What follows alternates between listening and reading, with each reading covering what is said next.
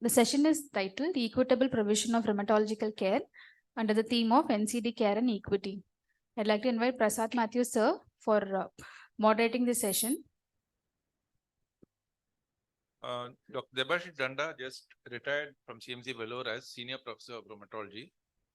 He was instrumental in building up the department to a very high level of national and international excellence. He completed his MBBS from JIPMER, MD General Medicine from Kanpur, and did a DM in Immunology from SGPGI Lucknow. And he is a faculty at CMC Vellore from 1996. He's an avid researcher with over 200 peer-reviewed publications, and his areas of interest include making rheumatology accessible for the common man, improving quality of life for patients with rheumatic disease in underprivileged communities. And he had spent a few months going around visiting Michelin hospitals around the country, making rheumatology accessible to the patients there. We'll go on to his talk, which is actually a video recording.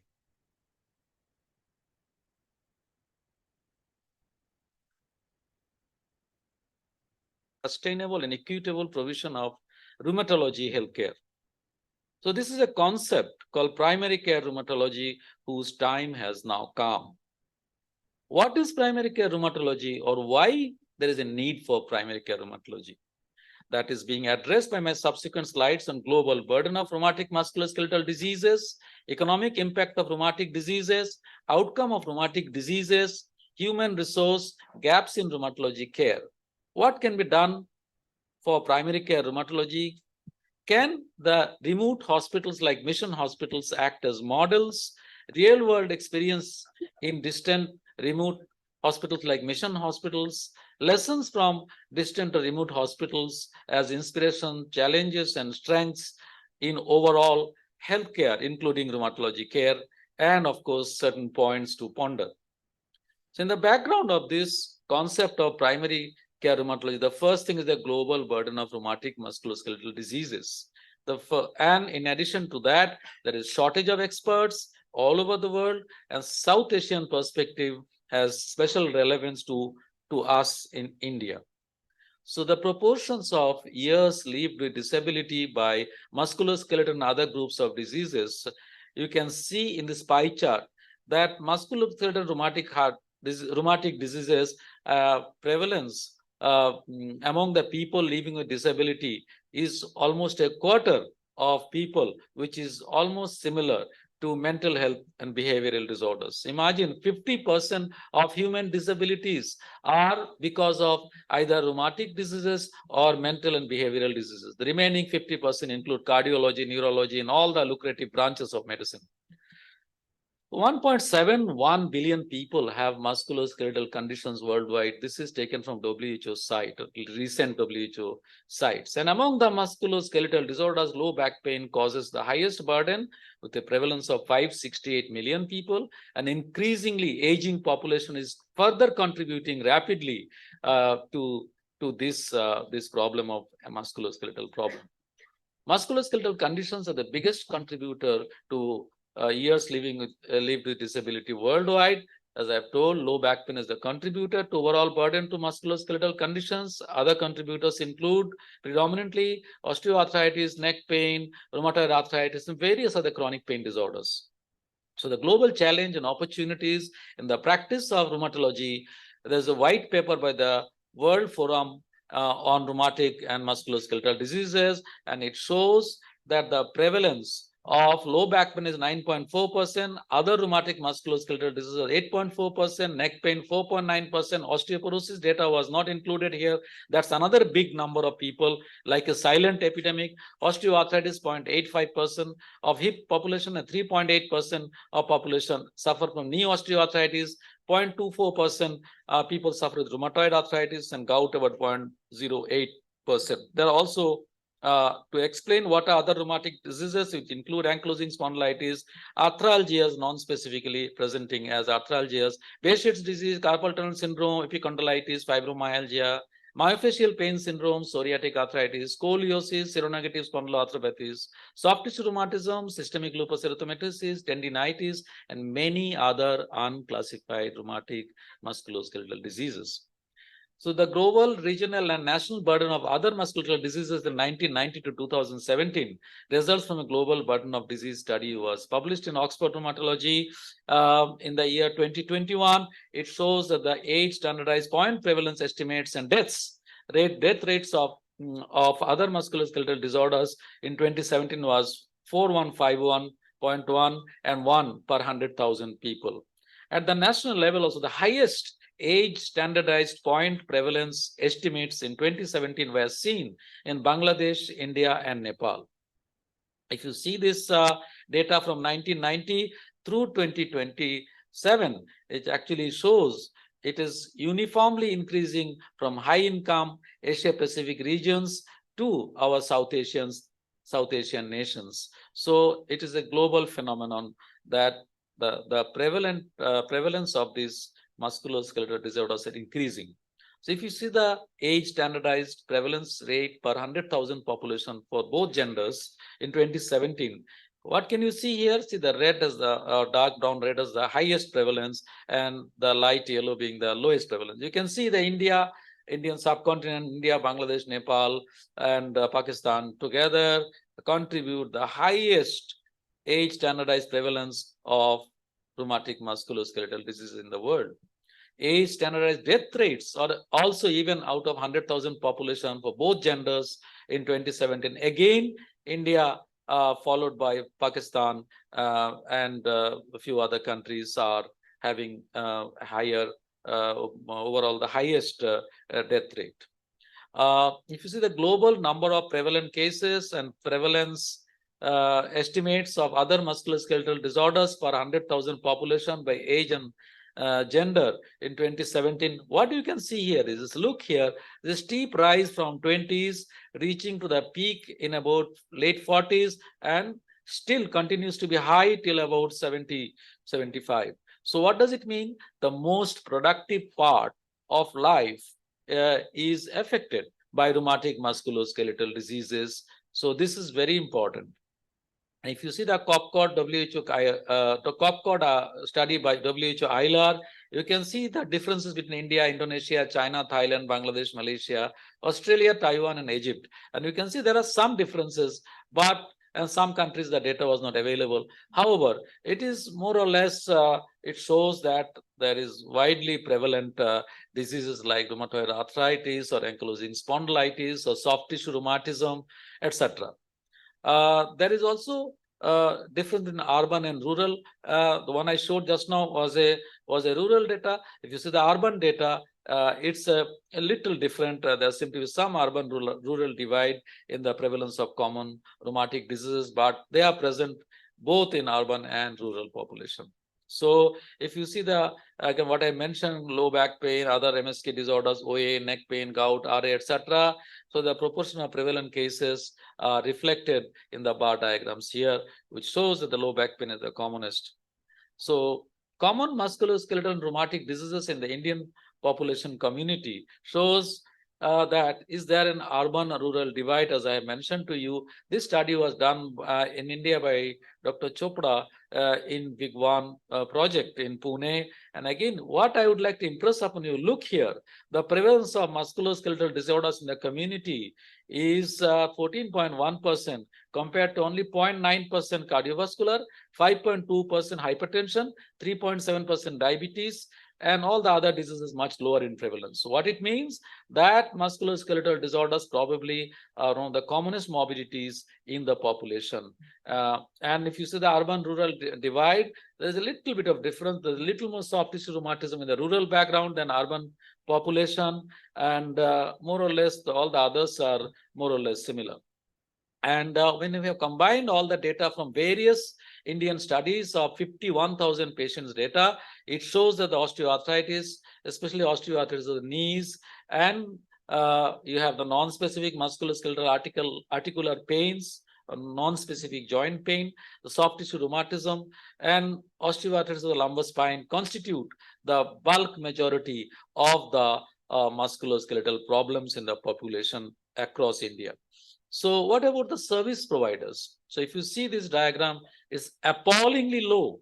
The WHO's and other recommendations of of one rheumatologist between 25,000 to 80,000 population is the from most strictest to the most relaxed criteria. By going by the most relaxed criteria also, India, Bangladesh, Sri Lanka, Pakistan, Nepal, Bhutan, all of them have appallingly low number of rheumatologists. It is anywhere from 0.02% to 0.1%.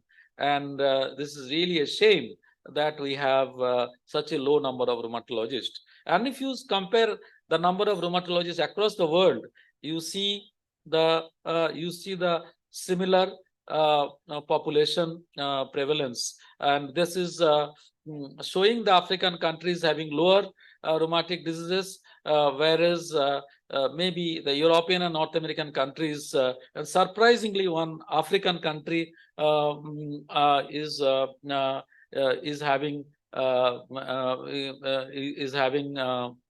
having little higher one of the South American countries like Uruguay has little higher prevalence. Otherwise, everywhere there's a shortage. So the economic burden of rheumatic diseases, if you see, that's another important factor apart from lack of rheumatologists in our country. So the costs of which for actual payment in patients' rheumatic disease healthcare involve the medical costs and non-medical costs like transport, food, lodging, etc. when the patients come to hospital. There are indirect costs like the loss of productivity. When the laborer comes to hospital, he loses that as income and for the family. The societal and the employers' complication due to illnesses and mortality costs, etc., are also responsible for indirect costs. There are also psychological costs of a disease which cannot be measured financially, but it indirectly contributes to economic burden. So if you see the economic quintiles, lower and the upper limits of different quintiles based on usual annual per capita expenditure for rural and urban India, we have, you can see the lower limit to the upper limit for rural and urban population. You can see the poorest, the lower limit of course is 0 and upper limit is 9,600 rupee, and the richest is 20,000 plus is lower, and the above upper limit is unlimited. And the urban population similarly, the lower is 0 and upper is 14,000, and the richest has a lower limit is 38,000 and upper limit is unlimited. So this is a simple picture of the primary care with the government-run centers called primary health centers and sub-centers. And you can see the setups, usually they are far below what is required. Choice of providers based on socioeconomic status for rheumatic conditions in India. Inpatient care, if you see the green ones are the private setup and blue ones the public setup, you can see that unfortunately both inpatient and outpatient care from poorest economic class to the richest to scheduled tribe to the general category and total, everywhere it is the private healthcare which provides almost 50% higher number of people's healthcare needs rather than the government setup. And if you see out-of-pocket expenditure in rupee by patient per hospitalization episodes for rheumatic diseases in India, so you can see the private providers again contribute to that expenditure more than the public provider. Obviously, the public setup is little cheaper, though they have very less number of support, and the average expenditure is, you can see, 17,000 rupees for out-of-pocket expenditure from the patient's pocket by patient per hospitalization episode. So if you see the medical and non-medical expenditure, you can again see the public provider versus the private providers almost 3 times the expenses, and total medical expenditure again a total non-medical expenditure also more for the private setup, and total expenditure is again 3 times higher than the government providers. But the question is, the government health setup do not have the enough capacity to cope with the load and the magnitude of the problem.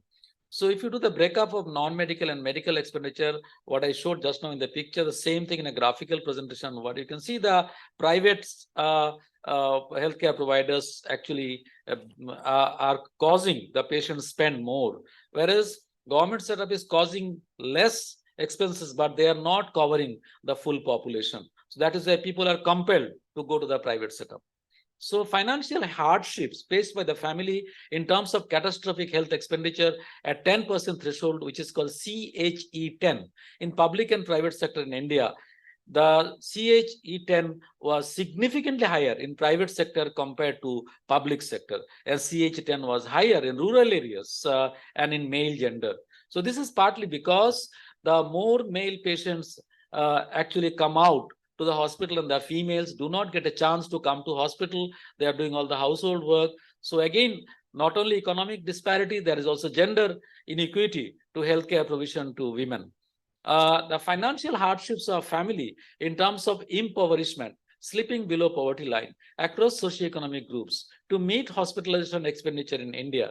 See the rural, urban, male or female, public sector, private sector, total, everywhere you can see after hospitalization, there is a higher chance of people falling into poverty. So you can see that the after hospitalization, almost 20% more people can become poorer by meeting the hospital bills. So you see, one of the reasons for the farmers' suicide in India is because of healthcare expenditure, and they are not able to pay the money of the hospital bills. Then they take loan from the Mahajans, and through that, when they cannot return the money, they kill themselves. So hospitalization expenditure sourced from borrowing or selling household assets. So 1 in 4 households in India who was hospitalized in last 1 year in this study has shown had to borrow or sell household assets. It was higher in rural areas compared to urban areas, and males compared to females.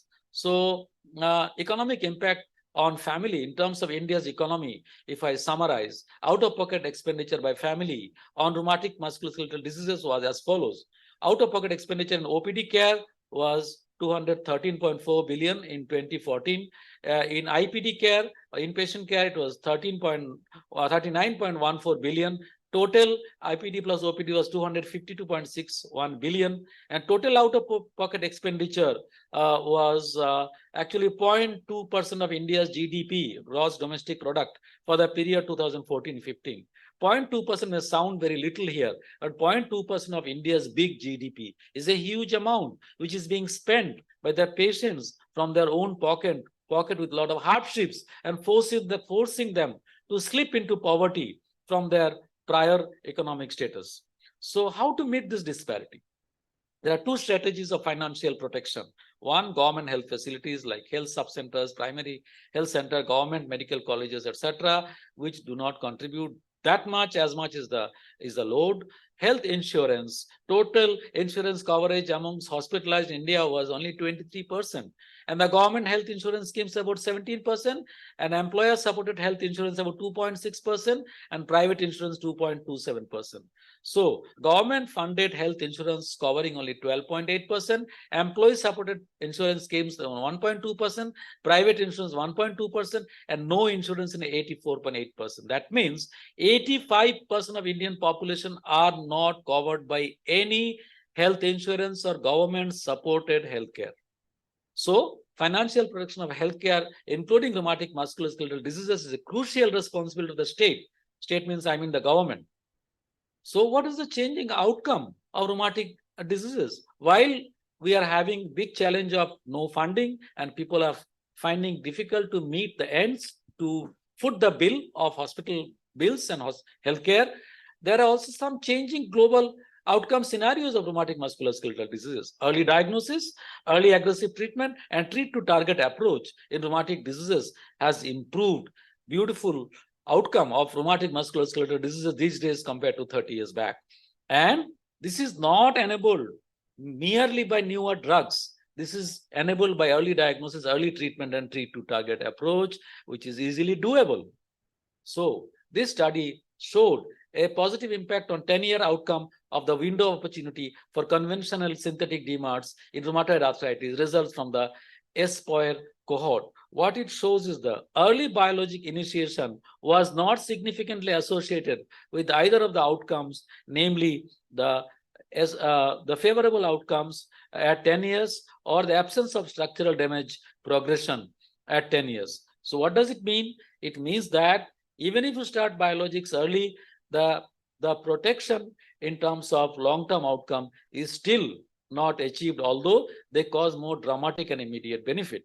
So what it means is that long-term beneficial consequences associated with respect to a 3-month WO when starting a DMARD in patients with early rheumatoid arthritis. The rapidity of treatment onset in early RA is a major prognostic factor for patients with rheumatoid arthritis and confirms the paradigm considering rheumatoid arthritis as a medical emergency. So simple, cheaper drugs can do a good job if treatment is started early, closely monitored. Hence, primary care doctors can provide these basic services without expensive facilities and therapy.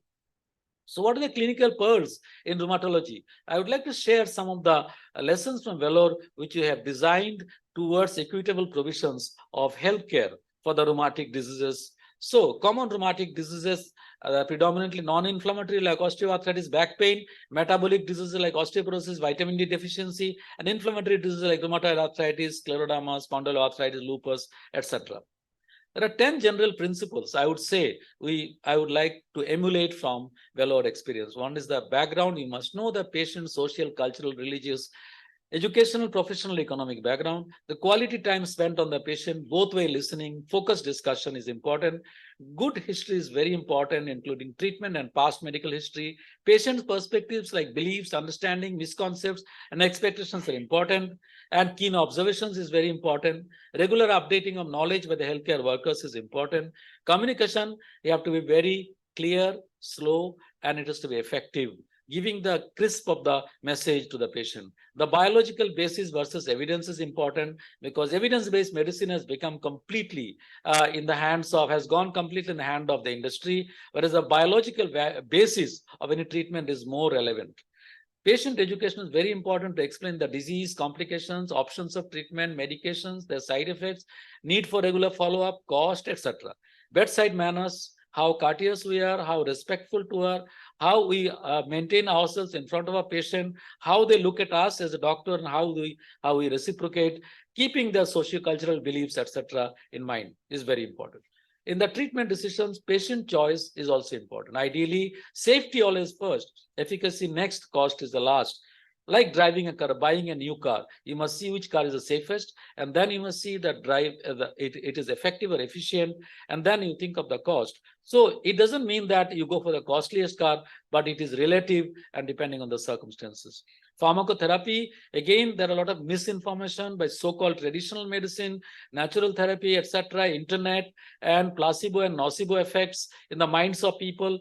Non-pharmacological, like lot of dietary misconceptions and allied health issues like meditation, yoga, pranayama, physio, and occupational therapy, with some of them having good points, and there are also some misconceptions. So the medications in the NSAIDs, I would like to say we should not use highly selective coxibs. We should use preferential COX-2 inhibitors like aceclofenac. We should avoid classical NSAIDs because they cause highest gastro and nephrotoxicity. Disease-modifying drug combination like triple therapy, we have been using for many years, and this has been shown in multiple studies from FINRACO, from the comparative effectiveness trial by James Odell in 2010 and 11, and there are many other studies which came out in favor of that. It prevents drug resistance, and it also causes better efficacy, and it also causes no additional toxicity. Steroids, there are good, bad, and ugly sides. Low dose, as low as possible. Even in highest immunosuppression, like autoimmune diseases, we don't need to go up to 1 mg per kg. You can start with 0.5 mg per kg, equivalent of prednisolone, or their equivalent other steroids like we use deflazacort. Dexamethasone pulse is a very good option. 40 mg daily into 5 days gives 200 mg dexamethasone, which is equal to 1000 mg methylprednisolone. So in case of a medical emergency in systemic autoimmune rheumatic diseases, giving pulse dexamethasone in a moderate severe complication is very effective and gives less steroids, less harm. And as far as possible, try to use lesser steroid, no steroid, eventually taper the patient out of steroids. Immunosuppressants like cyclophosphamide, azathioprine, mycophenolate, and calcineurin inhibitors all are used, but mycophenolate, though relatively little costlier, is got the highest safety profile among all this. The TNF inhibitors, we have designed and published economic models like giving 4 doses of infliximab, followed by use of sulfasalazine methotrexate, rituximab, and the biosimilars used. The cost has come down significantly. IL-17 blockers used judiciously, they're still expensive, and tocilizumab also judiciously, and most importantly, spacing them out when the disease activity under control. And JAK inhibitors now being used almost like a jack of all trades in many conditions, but there are warnings of cardiovascular and malignancy toxicities, so one has to be careful in elderly patients and those with family history. Now, here are the few examples of model treatments we have developed at CMC Vellore towards the economic and equitable care in rheumatology. So about DMARDs, we have used combination of sulfasalazine and methotrexate in a prospective cohort study with propensity matching of the baseline parameters published in Clinical Rheumatology. And it shows that pure axial SPA, unlike what the Westerners say, from NSAID, you move straight away to biologics. We say, no, our patients cannot afford biologics. It doesn't mean we keep giving them NSAIDs and subjecting them to toxicity of the kidneys and the stomach. So we have used and we found that even with this sulfasalazine methotrexate combination at 6 months' time, almost 2/3 of patients, both by per protocol analysis and has shown that they are actually doing as good, and 2/3 of the patient doing more than 60% benefit as assessed by ASDAS and BUS-5. What about corticosteroid? As I mentioned, 0.5 mg initial doses per kg is enough as 1 mg per kg for lupus emergencies and vasculitis emergencies. Prednisolone versus deflazacort. Deflazacort is a much safer drug in terms of toxicity. And remember, a cheaper drug giving more toxicity also costs money to the patient to overcome the complications like diabetes, infection, hypertension, etc. Dexamethasone pulse I have just mentioned to you. And as far as possible, try to use nil steroid regimens. We have also shown, as I have told you, 0.5 mg per kg is as good as 1 mg per kg. We published many years back in seminars in arthritis rheumatism in Takayasu, and we follow this in other systemic autoimmune diseases also. Mycophenolate and deflazacort combination in neuropsychiatric lupus, the first ever in the world. We have shown that deflazacort seems to be as efficacious as any other steroid preparation like prednisolone with a higher safety profile and neuropsychiatric lupus along with mycophenolate. We have also found mycophenolate and deflazacort combination in patients with this cohort of neuropsychiatric lupus, showing that overall they have been doing well in terms of various lupus parameters and objective tools and scores. Head-to-head comparison between prednisolone and deflazacort we have done in lupus, a prospective cohort study. There was a 2-fold less weight gain, 2.5-fold less hirsutism, and 1.5-fold less Cushingoid severity index, as well as lower glycemic elevation in deflazacort group than prednisolone group. Immunosuppressants, we also have shown patients on long-term immunosuppression, co-trimoxazole prophylaxis reduces major infection requiring hospitalization or intravenous antibiotics. And we use co-trimoxazole double strength, single dose in the night is probably more efficacious numerically than alternate day or 3 days a week regimen. This is not only for pneumocystis carinii, but also for any other infection. We've also compared the cost between oral pulse cyclophosphamide versus intravenous pulse cyclophosphamide therapy. This is the first one in the world we have used that instead of giving, suppose you are giving 750 milligram cyclophosphamide pulse, say lupus nephritis or vasculitis, instead of giving intravenous, if you give them domiciliary, 250 milligram of tablets, day 1, day 2, and day 3, and again repeat after 1 month like the pulse. So you just avoid the hospitalization, infection, complications, travel on indirect expenses, and overall the safety was similar and even better, and toxicity was much less, and it was efficacious. Mycophenolate scleroderma-associated interstitial lung disease, we have shown that it was efficacious in improving and stabilizing post-vital capacity, irrespective of the baseline high-resolution CT lung scores during that 2-year follow-up period. So this is the major message of mycophenolate in scleroderma ILD. We have also done the similar study in a cohort study using mycophenolate in inflammatory myopathies, and we have again shown that it was very effective in patients with ILD associated with myositis as well as myositis otherwise. Biologics, as I've told you, it was a necessity is the mother of invention. Our patients could not afford all the time TNF inhibitors. So we used actually 4 doses of infliximab followed by sulfasalazine methotrexate. We found that it had, even after 1 year, there was no need for requirement of biologics. Rituximab, as I told you again, it can be steroid sparing, and the secukinumab we use cautiously because of cost factor, and tocilizumab now subcutaneous preparation has come. It is one wonderful drug for causing steroid sparing in the beginning, both in Takayasu and rheumatoid arthritis, refractory rheumatoid arthritis. So this is the sulfasalazine study, sulfasalazine methotrexate study with infliximab, that if you have sulfasalazine methotrexate going on in patients on infliximab, you actually give just 4 doses and stop instead of giving continuous dose every 2 or 3 monthly. So that saves a lot of money. And we have also used for the first time in the world tocilizumab in Takayasu, a difficult to treat Takayasu. It has got a fantastic steroid sparing action, fast action, and although it is a little short lasting unless you give a second line agent. So JAK inhibitors, as I've told you, you have to be careful. Although the recent Korean study, which is presented as a poster in EULAR, showed there is no excess malignancy or thromboembolism. However, there's FDA black box, so you have to be careful, especially in elderly and in those patients, the family history of malignancy. How do we treat our mechanical backache? So most of the mechanical backache are not spondyloarthritis, so you have to rule out sacroiliitis, but otherwise they are treated more conservatively, but do not give them a long-term rest, because a Cochrane study has shown that most of the mechanical backache are self-limiting, more than 95% recover. If you give a longer rest, it causes longer disability because of the psychological feeling that without the rest, they cannot get better. However, rarely there are malignancies, etc., to be ruled out. So avoid giving narcotics like morphine, tramadol, benzodiazepine, dextropropoxyphene, amitriptyline, etc. And it was also discussed in the WHO task force recommendations for paracetamol for back pain. I was also there in that task force as a observer from ILAR, as I was the ILAR chair, and 95% of the acute mechanical backache in a Cochrane study, as I've told you, resolved by itself. How do we treat osteoarthritis? We always feel frustrated with osteoarthritis. Yes, osteoarthritis may not be having a very good targeted therapy, but you can treat the comorbidities like obesity, diabetes, hypertension.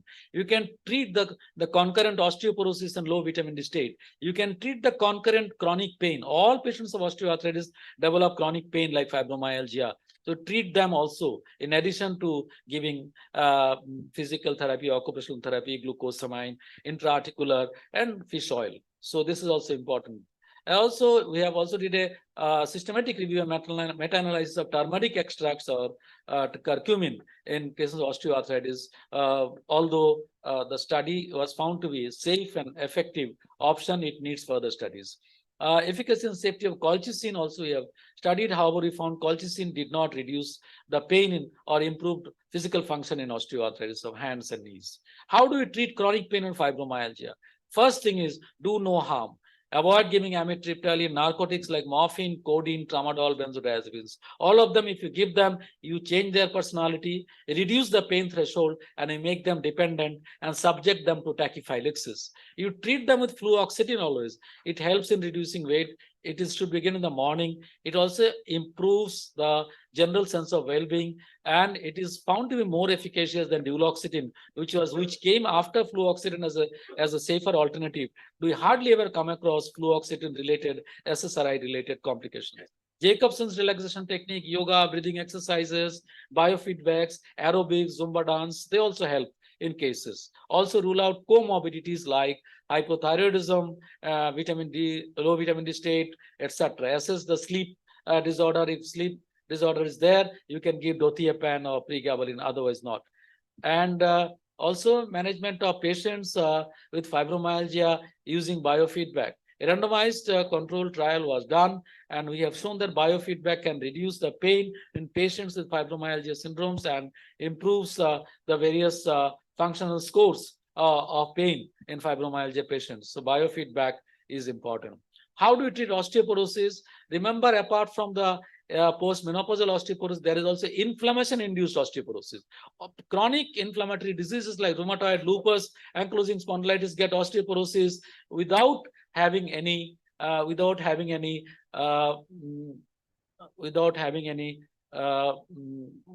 without having any steroids, without having any steroids. So it's so young ankylosing spondylitis also can have osteoporosis. And also prior to joint replacement surgery, we found that recombinant parathormone or teriparatide has the best and fastest action prior to vitamin D correction. Prior vitamin D correction is a must. So teriparatide is the most effective and quick action drug in patients of osteoporosis. How do we treat hypermobility of joints? Well, mostly they are benign, but very rarely they can have subarachnoid hemorrhage because of intracranial aneurysms. Correct the vitamin D, avoid vigorous sports, etc. And they are found to be a little more common in juvenile ankylosing spondylitis, so that has to be observed. And avoid sports and games which are of vigorous physical activity. Low vitamin D state. Vitamin D is a steroid molecule in structure, and correcting vitamin D improves the overall outcome of the autoimmune inflammatory diseases. Vitamin D toxicity is extremely rare, and vitamin D correction is important not for calcium homeostasis but also for control of inflammation. This was one of the RCTs we have done long back in rheumatoid arthritis patient. We found addition of vitamin D right from the beginning with disease modifying drugs. It improves the pain response much faster than the arm without the vitamin D. Also generate research questions from real world scenario. We have to ask our research questions based on our clinical observations. So not only the cost effective therapy in primary care is important, even remote care. Remote care means, I mean, the distant care by telemedicine, etc., is found to be a proven benefit. This study in RMD Open in Europe shows that the remote care leads to similar or better results compared with face-to-face treatment concerning efficacy, safety, adherence, and user perception outcomes, with the limitation of heterogeneity and considerable bias of the group. So there are gaps in rheumatology care, with less number of rheumatologists. Getting appointments are harder. Much of the healthcare is self and out-of-pocket expenditure. Patients are victims of irrational and harmful quackery. Can the primary care doctors fill in this gap with basic scientific approach? So cannot the primary care doctors fill in the gap with basic scientific approach before and between the visits to rheumatologists? Being a part of the holistic care, this effort is designed not only to make shortcut specialist, is not designed to make a shortcut specialist, but it is to arm the generalists in South Asia with basic economic, safer, and practical skills. So this study has shown targeting primary care clinicians for rheumatic disease focused education program is imperative to ameliorate the shortage of rheumatology specialists, but a better quality intervention that focus on improvements in primary care and population health are needed. Online learning may offer a way to ameliorate the geographic disparity in rheumatology focused CPD access. So innovative services may be considered like bulk teleconsult to peripheral hospitals, special clinics in peripheral hospitals by geriatrics, travelers health issues, etc. Monthly higher specialty clinics in nearby centers in the periphery. The sample collection for special tests and can be couriered to the referral centers. Local development of few infrastructures like ANA profile, which can be done locally. Polarizing attachment to a light microscope for gout. DEXA machines are not that expensive these days. Less stable patients can follow up in mission hospitals only, who come to the tertiary care center, and they can be followed up with the trained primary care doctors in the peripheral hospitals. To overcome the manpower shortage, to employ alternative system doctors who under supervision is also safe and safe, and it will be adding some happiness to the stereotype jobs. So anyway, Dr. Debashish unfortunately couldn't be here. He's away at a national conference, and he's not available to answer questions either. We thought we'll stop at this point because today is the last day and we're running late and we have to finish on time. We don't have Debashish available to answer any questions, but if anyone has any brief comments, please feel free to give your comments. So I just have one comment. I mean, Debashish did talk a lot about the commonness of musculoskeletal conditions, And we obviously don't need a rheumatologist to manage all this osteoarthritis, back pain, neck pain, and knee pain. And probably a rheumatologist should be concentrating on the autoimmune diseases, many of which are very difficult to manage. Is there any comments from anybody? Just short comments, please.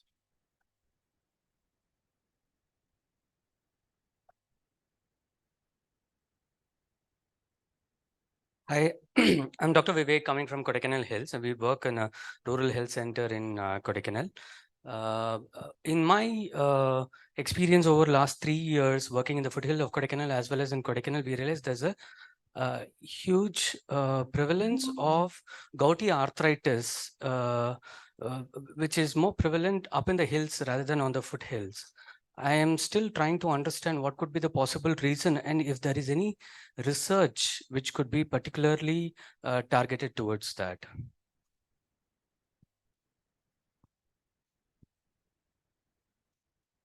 Unfortunately, I'm not able to answer your question right now. Maybe there are some genetic aspects to it.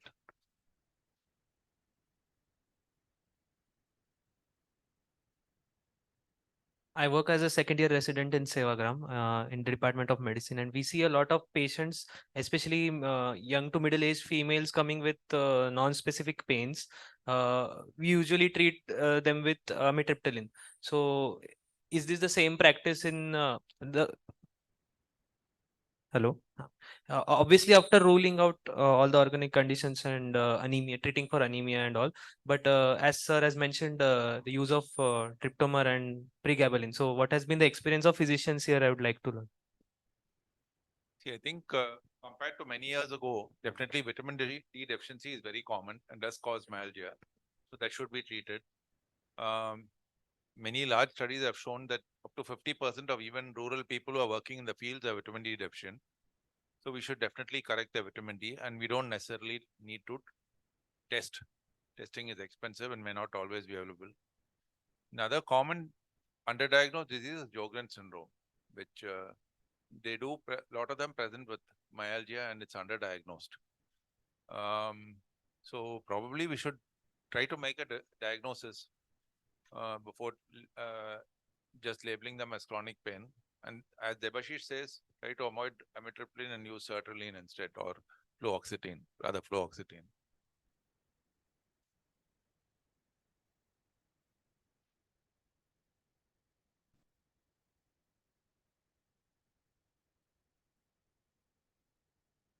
Hi, sir. Myself, Dr. Ankita, and I want to share a case with you. So there was this 17-year-old female, and she used to live in Gadchiroli, that is a tribal district in Maharashtra, and she has complaints of dyspnea and generalized weakness since 3 to 4 months, and she went to the civil hospital in the Gadchiroli. As the sickle cell disease is very common there, and her HB was also low. For 3 admissions, they kept transfusing her blood, and they said it is sickle cell, but they didn't give her a proper report. And I used to work with an NGO over there, and when she came in my OPD, she was a textbook case of SLE. As she was a granddaughter of a tribal leader over there, we can mobilize her resources and got her ANA by immunofluorescence done. And later, after stabilizing her, giving her immunosuppression for 6 weeks, I referred her to AIMS Nagpur, where she could get her renal biopsy done, and she was class 3 SLE nephritis. So I think is it because the thing that there are lack of resources, or people um, do not even think that this could be a rheumatological disease, and just like he said, treating with amitriptyline or whatever the common causes are there. So that is the reason that patients do not get proper care in government setups, and they prefer going to private hospitals. Anyway, that's a very good comment. I think the way forward is probably to see, the thing is, or even all these rare diseases, there's a subset, large subset, which can be managed by a general physician or even a general practitioner, even rheumatoid arthritis. So probably there needs to be distance education. We already have so many distance education courses in geriatrics, psychiatry, dentistry, diabetes, general practice. So probably distance education courses need to be started to train the large group of general practitioners and working in the community on probably in rheumatology also. Anyway, I think we run out of time, so I'll hand it back to the organizers. Thank you for your very nice comments. I wish we had time for some more and for answers from Debashish. Thank you for a nice session.